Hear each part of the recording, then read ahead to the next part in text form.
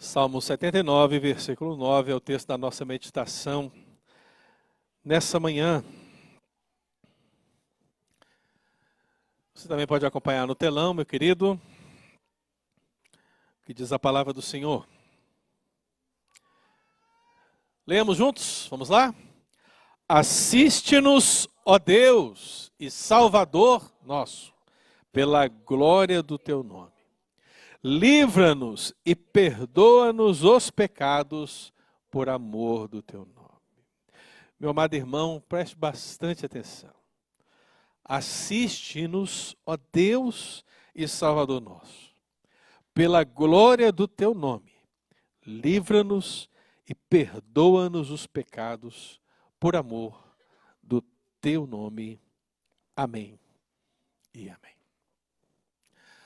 Amado irmão, quando um crente, quando um cristão redimido lê a palavra de Deus, ele se depara com inúmeras verdades. E à medida que ele vai conhecendo a palavra de Deus, uma das verdades que chega ao seu coração é entender que ao longo da história bíblica, contextos de desolação estão sempre presentes. E quando nós pensamos nessas desolações, nós estamos pensando nos momentos da história bíblica onde, de alguma maneira, houve algum tipo de devastação, algum tipo de ruína, algum tipo de destruição, algum tipo de solidão, algum tipo de estrago, uma calamidade, algo que trouxe grande impacto, grande tristeza na vida de um servo de Deus, de uma serva do Senhor, ou mesmo de todo o povo de Deus, de toda a nação. E em cada contexto de desolação, o crente redimido, com auxílio do Espírito Santo, vai tentando entender o porquê. O porquê das ruínas, o porquê do juízo, o porquê da assolação, o porquê da tristeza, o porquê do sofrimento. Afinal, são homens de Deus, são mulheres de Deus. Irmãos, é o povo de Deus. Como Deus, que é amor, pode permitir que essas situações, que essas calamidades, que esses aparentes males possam vir sobre o seu povo, sobre a menina dos seus olhos. O crente vai lendo, o crente vai tentando entender. O crente vai buscando, meu irmão, pedir a Deus que o ajude a entender como o povo que ele levou para o Egito e o preservou ali, depois de 430 anos de servidão, debaixo de dura servidão, clamaram ao Senhor e pediram ao Senhor que os libertasse. Se há um contexto de desolação, meu irmão, que nós não podemos esquecer, justamente essa. A desolação do povo de Deus no Egito. E como Deus levantou Moisés para libertar o seu povo no meio dessa realidade. Eu não sei se você se lembra, mas a desolação era terrível. A opressão era gigante. Era uma opressão de 430 anos. E o que o povo fez, meu irmão, no meio da desolação, foi uma oração. Foi um clamor ao Senhor. Foi um pedido ao Senhor que interviesse. E Deus, meu irmão, do meio de uma sarça, aparece para Moisés e o chama, o comissiona a libertar o povo de Deus do Egito e o levá-lo para a terra da promessa. A terra que foi prometida aos pais Abraão, Isaque e Jacó. Mas nós continuamos lendo a Bíblia, não é verdade? E quando chegamos no livro de Reis, quando lemos o peso da história do profeta Elias, como um homem daquele foi usado poderosamente por Deus, lemos que Deus, meu amado irmão, num determinado momento da vida de Elias, o manda para uma região chamada Sarepta. Lá habita uma viúva e, irmão, a palavra do Senhor diz que essa viúva estava vivendo num contexto de morte, porque havia fome na terra.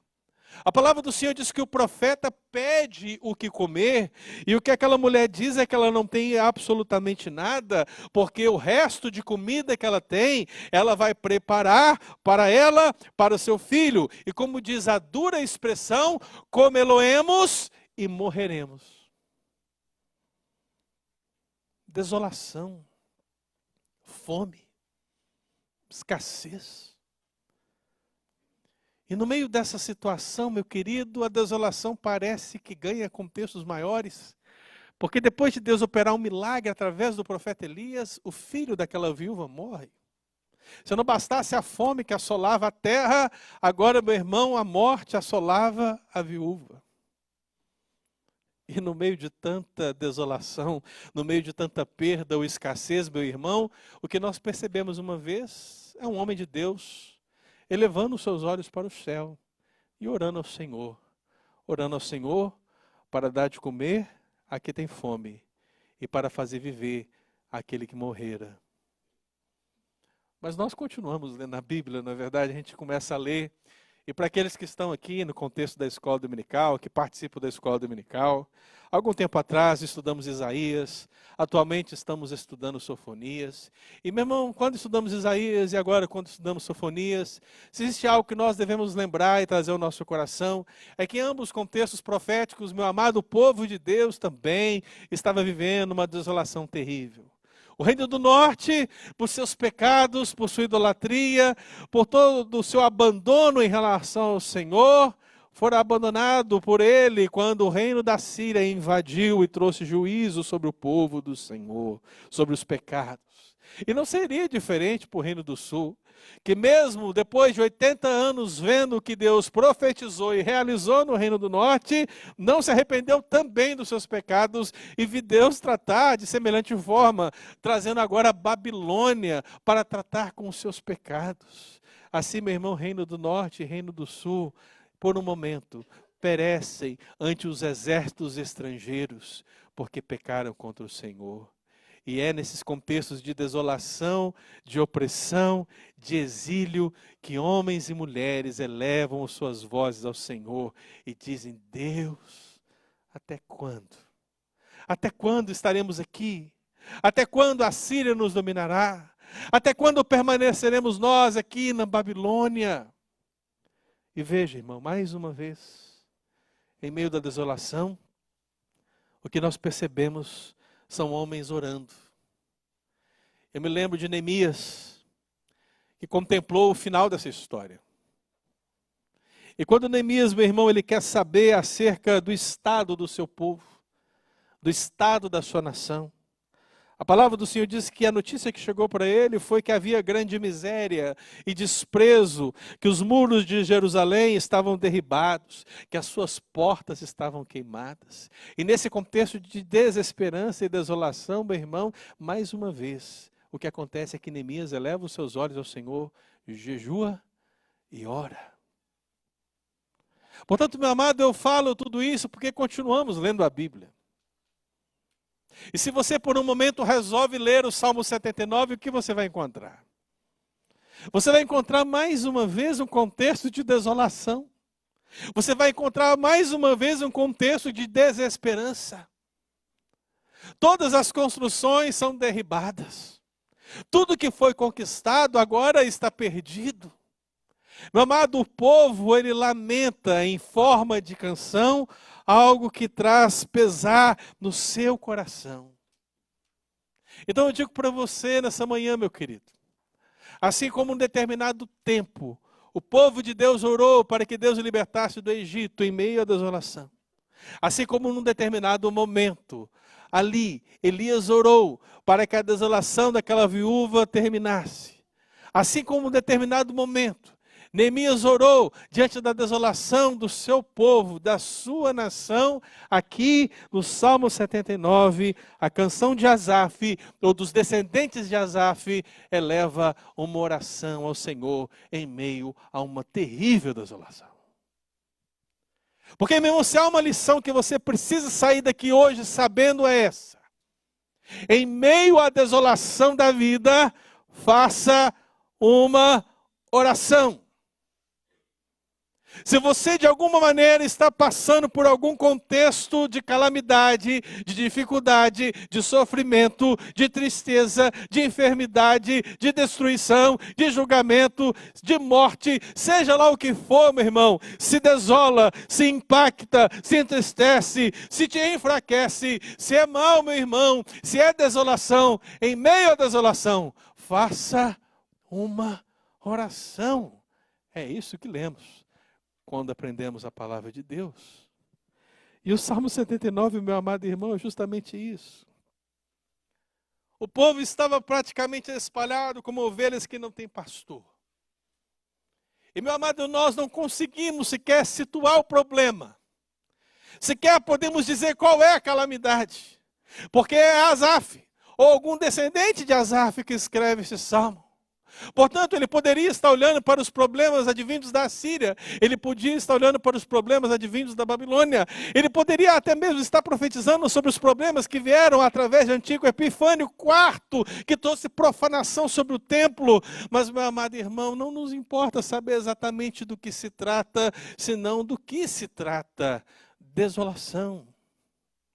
E se a desolação, meu irmão, é grande e nos impacta, nos adoece, nos enfraquece, se ela de alguma maneira, meu amado irmão, nos faz mal à nossa vida espiritual, o remédio também está aqui no Salmo 79. Em meio à desolação, faça uma oração. Então aqui o Salmo, meu irmão, é um grito de fé no meio da perplexidade que ele vê, que ele contempla dessa desolação. Veja, meu amado irmão, que ele na sua primeira oração, ao mencionar as desolações que ele contempla, ele faz a sua primeira oração e ele diz: Deus, até quando? Você já se fez essa pergunta alguma vez na sua vida, como crente? Eu imagino que você fez essa oração justamente quando você passava por algum tipo de desolação. A circunstância era tão difícil, a provação era tão terrível, o sofrimento era tão extenso, que o seu coração estremecia. E você levou a sua oração a Deus no silêncio da sua alma e você disse: Deus, até quando?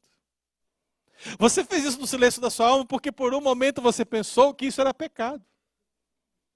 Você pensou que desabafar com Deus, exprimir a sua dor a Deus era pecado. E veja aqui, irmão, um homem de Deus elevando a sua oração ao Senhor no meio da catástrofe. E ele está dizendo: Deus, até quando? Não com murmuração, mas ele quer entender os planos do Senhor à sua vida. Ele quer ter paz em saber que no meio de toda essa desolação, Deus está com ele. Ele quer saber do Senhor que ele não o abandonará no meio do vale da sombra da morte. Então ele eleva a sua oração.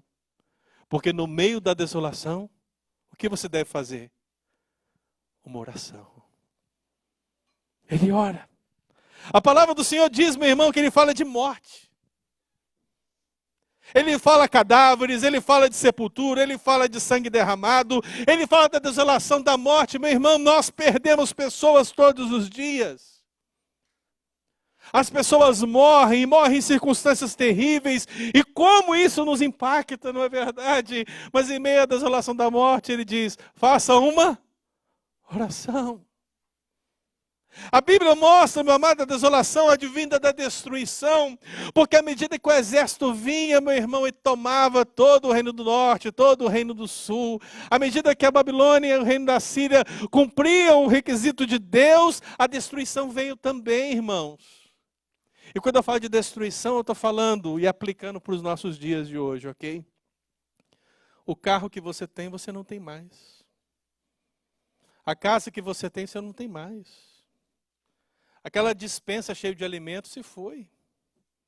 Aquela conta bancária recheada de dólares já não existe mais. Tudo mudou, meu irmão. A Babilônia chegou. A Assíria chegou. É isso que está acontecendo no contexto bíblico. Isso é destruição, meu irmão. Não são apenas muros derribados, não é apenas um templo saqueado, mas é a vida do povo de Deus mudando totalmente. Tudo que eles tinham recebido de Deus como bênção agora já não mais existe, porque eles pecaram e agora Deus tirou tudo deles, porque eles deveriam entender que precisam viver em santidade. Isso é desolação. Eu fico me perguntando, se você perder tudo, irmão, ou se Deus lhe tirar tudo, o que você vai fazer? Se você for um cristão redimido que lê a Bíblia, meu irmão, você já sabe, não é? No meio da desolação, faça uma oração. Então o salmista continua. E ele fala de vergonha, irmão. Ele cita os termos opróbrio, escárnio, zombaria. Ele fala que essas pessoas que são zombadas, que elas são escarnecidas, elas estão abatidas. E eu fico me perguntando também se em algum momento você se sentiu assim, irmão, abatido por causa de algum tipo de zombaria, algum tipo de humilhação.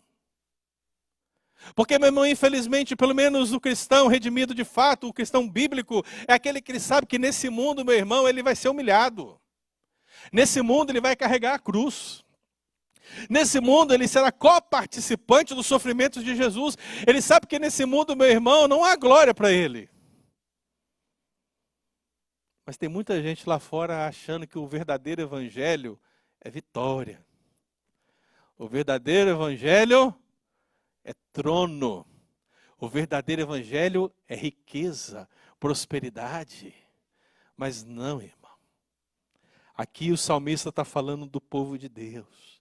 Ele está falando de um povo que foi escarnecido, foi zombado, está abatido. E, meu irmão, eu tenho certeza que você passa por isso. Se não todo dia, toda semana, com certeza. De uma maneira ou de outra, meu irmão, as pessoas estão zombando de você. Estão zombando da sua fé. Estão zombando do seu compromisso com Deus. Estão escarnecendo de você por quem você é. Por aquilo que você acredita. E, meu irmão, isso abate muitas vezes a nossa alma. Isso nos coloca para baixo. Mas é nesse momento, meu irmão, que estamos humilhados e prostrados, que nós devemos levar ao Senhor os nossos olhos e fazer uma oração em meio à desolação. Não há outro caminho, irmão. Então, no meio de tanta perplexidade, e essa primeira oração de Asaf, quando ele diz, até quando o Senhor, ali, ao final, como migalhas, meu irmão, surge a base da sua oração. Ele usa o termo misericórdias. É tudo que nós precisamos, irmão. Na oração, tudo que nós precisamos é misericórdia. Meu irmão, se você é humilhado, você diz misericórdia. Se você é ultrajado, você diz misericórdia. Se você perdeu tudo, você diz misericórdia. Meu amado, se você está em luto, você diz misericórdia. Mas, meu amado, se há uma desolação na sua vida, seja qual for, faça uma oração. Diga ao Senhor, misericórdia.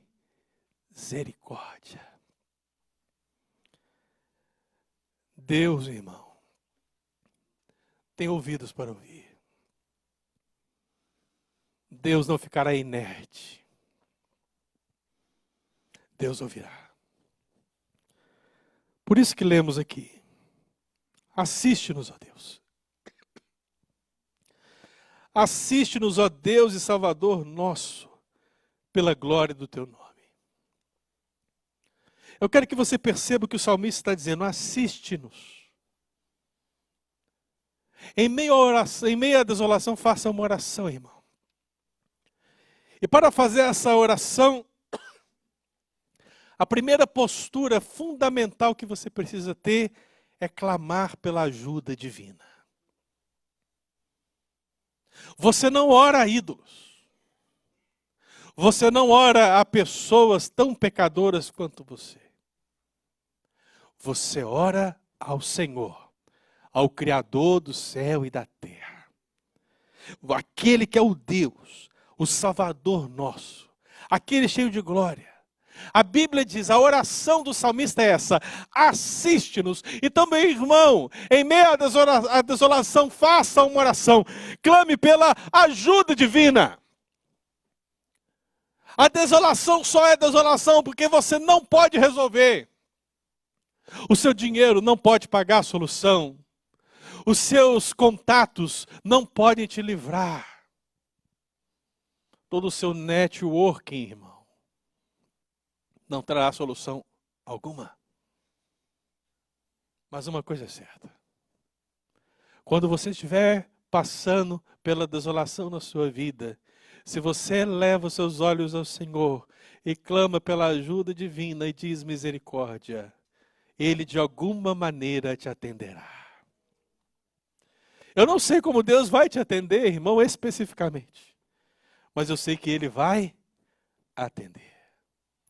Eu quero que você entenda, meu amado irmão, que a desolação, esse pedido de ajuda, de socorro, de apoio, ele é usado muitas vezes na palavra de Deus para se referir a contextos de enfermidade, ao contexto do culto, até mesmo o contexto de fraqueza. Eu me lembro do salmista Davi, meu irmão, quando era caluniado pelos seus inimigos. E quando ele era caluniado, no Salmo 41, versículo 3, ele diz: o Senhor assiste o justo no leito da enfermidade. Na doença, tu lhe afofas a cama. Meu querido irmão, se de alguma maneira você passa por uma desolação de enfermidade, o que a Bíblia está dizendo é que o Senhor te assiste no meio dessa desolação.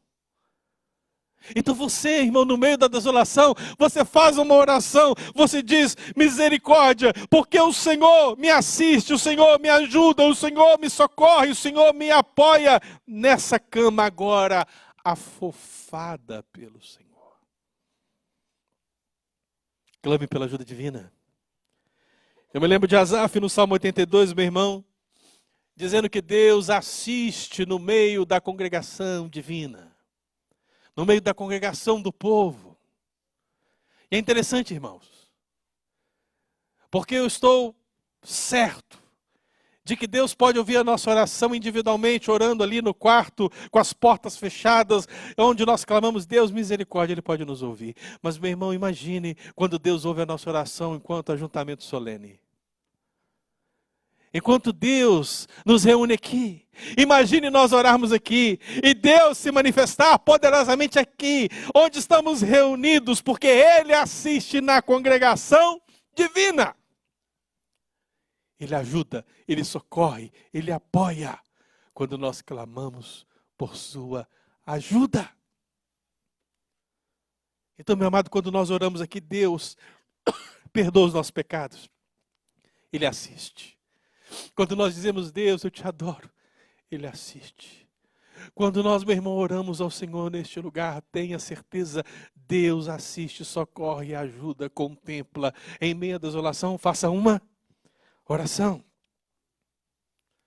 Se não bastasse essa verdade, quando o apóstolo Paulo escreve a sua carta à igreja de Roma e fala do Espírito Santo, o que ele diz, irmão? O que ele diz? Ele fala que o Espírito semelhantemente assiste na nossa fraqueza. Meu irmão, você se sente fraco? O homem natural tem assumido o controle algumas vezes, não é verdade? Às vezes a ansiedade bate tão forte. Às vezes a tristeza bate tão forte. E às vezes nós oramos e pedimos, Deus, misericórdia, eu não quero mais ser ansioso, eu não quero mais sofrer, eu não quero mais passar por essas coisas. E eu creio que Deus pode, de uma maneira extraordinária, tirar todo o sofrimento da sua vida. Mas é verdade que Deus muitas vezes permite o sofrimento na nossa vida para que nós possamos aprender a depender dEle. E se essa for a lição que Deus quer te ensinar, meu irmão, Ele não vai tirar a desolação da sua vida, mas Ele estará com você no meio dela. Ele não vai te abandonar. Você vai clamar misericórdia e Ele será misericordioso. Ele estará com você, meu irmão. Se você estiver na cama enfermo, Ele afofará a cama.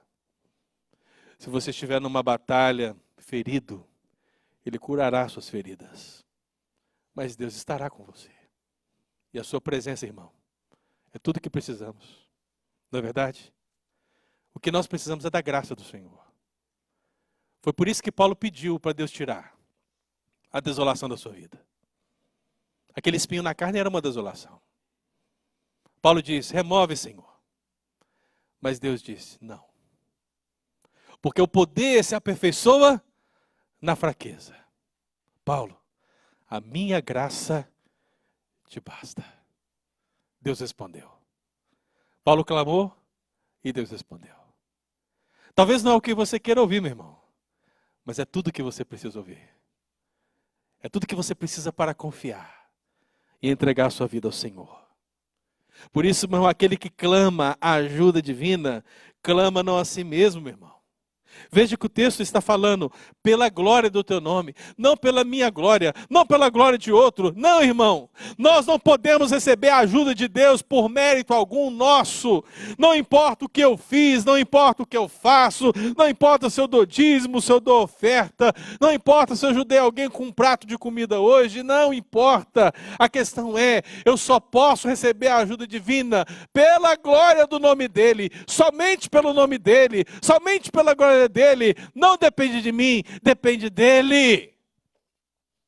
E se você entender isso, meu irmão, você vai entender que é pela graça, não por obras. Então o salmista está dizendo justamente isso. Se ele recebe alguma ajuda no meio da desolação, não é ele. E mesmo nós precisamos nos humilhar, não é verdade? Talvez seja somente eu, mas via de regra, irmãos, nós tomamos atitudes para resolver os nossos problemas. Nós queremos sair da desolação por nossas forças. A gente quer resolver o negócio com o nosso conhecimento. A gente quer resolver os problemas com a nossa capacidade. A gente quer resolver tudo com o nosso dinheiro. A gente não depende de ninguém. Ok? É o que se dizem, né? Mas veja, irmão. No meio da desolação, você precisa de ajuda. Você não pode resolver. Você está desolado. Desolado, meu irmão, significa que você não tem nada. Você perdeu tudo. E quando se perde tudo, meu irmão, quando não existe mais nada, absolutamente nada que você carregue nas suas costas, você aí se lembra que você tem só um bem. É aí que você se lembra que você só tem um tesouro. É aí que você se lembra que você só tem a Deus para clamar por ajuda dEle. E é aí que você clama e diz, Deus, misericórdia. Em meio à desolação, portanto, você faz uma oração. E é interessante, meu irmão, que o salmista ele aponta aqui uma segunda postura fundamental.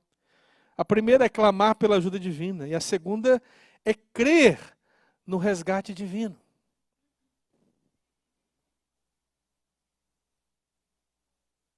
Quem não quer ser resgatado? O texto diz, livra-nos. Parece que eu já ouvi essa expressão em algum lugar. Alguém lembra? Alguém lembra? O pão nosso de cada dia nos dá hoje. Perdoa as nossas dívidas, como nós perdoamos os nossos devedores. E livra-nos do mal. Como que no modelo da oração de Jesus está tipificado a mesma verdade no Salmo 79. Em meio à desolação, nós clamamos pela ajuda divina, nós cremos no resgate divino quando dizemos, livra-nos. A expressão que aparece para livramento aqui, meu irmão, é a ideia de resgate. Só se resgata alguém que fora sequestrado. A ideia aqui é de recuperação. Só se recupera alguém que está desgastado. A ideia aqui é de livramento, porque só se livra alguém que está preso. Meu irmão, o que Deus está dizendo é o seguinte, se você se sente preso em meio a uma desolação do pecado, se você se sente sequestrado pelas emoções, pela ansiedade, pela depressão, seja lá o que for, meu, um problema existencial da alma que te atinja, o que Deus está dizendo é que Ele é o resgatador. É a Ele que você pode dirigir a sua oração e dizer: Deus, me livra, misericórdia. E Ele atentamente virá, meu querido irmão, e te resgatará. Creia no resgate divino. Meu amado, eu não sei se você tem essa ideia, mas na Bíblia a ideia de resgate é muito presente. Ela tanto está relacionada à ideia de inimigos, como à ideia de pecado e culpa. E meu irmão, sinceramente, hoje não temos mais inimigos como Israel tinha. Nós não batalhamos com nações, nós não pelejamos contra inimigos que seguem após outros deuses necessariamente. A nossa luta agora não é contra a carne ou o sangue. A nossa luta agora é contra principados e potestades. Contra as forças espirituais do mundo, que atuam neste mundo tenebroso. Esses são os inimigos que têm tentado trazer destruição e mazelas nas vidas de cada um de nós. Mas, meu irmão, existe um inimigo pior. Há um inimigo muito pior do que o diabo. Há um inimigo muito pior do que os demônios. Há um inimigo muito pior do que as forças espirituais do mal, a qual nós devemos orar a Deus e dizer: Deus, livra-nos. E esse inimigo, meu irmão, está aí, dentro de você, dentro de mim. Esse inimigo, meu irmão, é a velha natureza, o velho homem, que insiste em fazer aquilo que desagrada ao Senhor. Esse velho homem, meu irmão, ele quer falar para você e dizer: não ore. Ele quer dizer para você: não leia as Escrituras. Ele quer dizer para você: não jejue. Ele quer dizer para você: não busque a Deus. Não faça nada para a glória de Deus. Ele quer te levar, meu irmão, para longe de Deus. Esse é o pior inimigo que você tem na sua vida. Ele está aí dentro de você. Ele é tão terrível, irmão, que aprove ao Senhor não te deixar órfão. Ele enviou o Espírito Santo. E Ele colocou o Espírito Santo dentro de você. Para te dar vitória. Para te dar livramento dessa velha natureza que insiste em pecar contra o Senhor. Ele colocou o Espírito Santo de você, meu irmão, para que você creia no seu resgate. Ele te selou com esse Espírito Santo porque Ele te resgata das trevas. Ele colocou o Espírito Santo dentro de você porque Ele te transporta do reino das trevas para o reino do Filho do seu amor. E agora, meu irmão, você pode dizer não ao pecado e dizer sim para Deus. Agora você pode dizer não para todo mundo e dizer sim para o novo céu e para a nova terra. Agora você pode dizer não ao diabo e dizer sim para o Cordeiro de Deus que tira o pecado do mundo. Você diz: livra-nos, Senhor, e o Espírito Santo te assiste.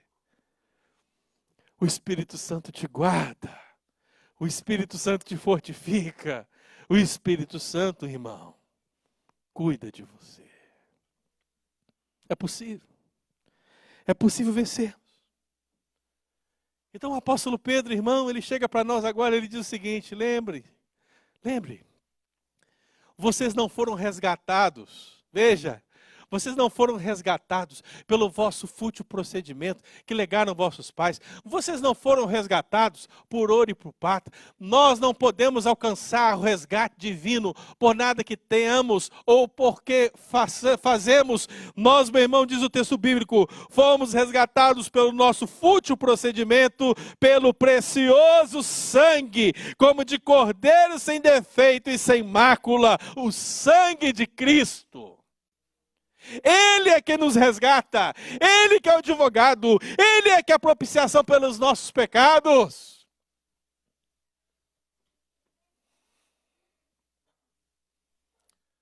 Imagine, irmão, Você tinha uma dívida impagável com Deus. Você tinha uma dívida impagável com Deus. Eu não consigo sequer pensar no número, irmão, porque é impagável. Se eu pensar no número, ainda estou pensando numa possibilidade de pagar. Não tem como pagar. Você abre o seu jornal aí, lê o seu jornal, assiste um TV, e você vê que a dívida americana é de sei lá quantos trilhões. Meu Deus, quanto dinheiro é isso? Você consegue imaginar? Pois é, a sua dívida com Deus era pior. E sabe o que Deus fez? Através do sangue de Jesus, Ele rasgou a sua cédula de dívida. Quando você crê no Senhor Jesus, quando você crê no resgate divino, quando você diz, Senhor, livra-me, livra-me do corpo dessa morte, livra-me desse homem, livra-me do pecado, e Jesus vem, meu irmão, e te perdoa. É como se Ele pegasse esse escrito de dívida e rasgasse, e dissesse, você não deve mais nada. Ele agora coloca o Espírito Santo dele dentro de você, Ele te sela, Ele diz, agora você é meu, agora você é minha propriedade, agora você é meu povo, agora você é minha família, agora você é filho de Deus, agora você é co-participante da herança preparada desde o início dos tempos. Pela graça. Então, irmão, em meio à desolação, o que você faz? Faça uma oração. Clame pela ajuda divina. Creia no resgate divino. E, finalmente, receba o perdão de Deus. Porque o texto fala, diz o texto, ó Senhor, assiste-nos para a glória do teu nome. Ó Senhor, livra-nos para a glória do teu nome. Ó Senhor, perdoa-nos os pecados por amor do teu nome. Meu amado irmão, um crente no meio da desolação, no meio da provação, no meio da dificuldade, no meio da ruína, no meio da solidão, no meio da calamidade, no meio da pior tristeza que se pode imaginar. Um crente no momento desse, meu irmão, ele não pede vingança, ele não se arroga diante de Deus. O que ele diz é, Deus, perdoa-me, porque eu sei que eu sou pecador. Eu sei que eu sou pequeno. Eu sei que a minha fé é como um grão de mostarda. Nós reconhecemos, meu irmão, quem somos. Na história da igreja, os crentes redimidos, lavados pelo sangue do Cordeiro de Deus, passaram por provações das mais terríveis. Mas uma coisa eu posso te garantir, meu irmão, até hoje, todos os testemunhos que li de homens e mulheres de Deus que passaram pelas terríveis desolações por amor a Jesus, o que eles fizeram no meio da desolação foi uma oração. E muitas vezes uma oração, perdoa-me, Senhor.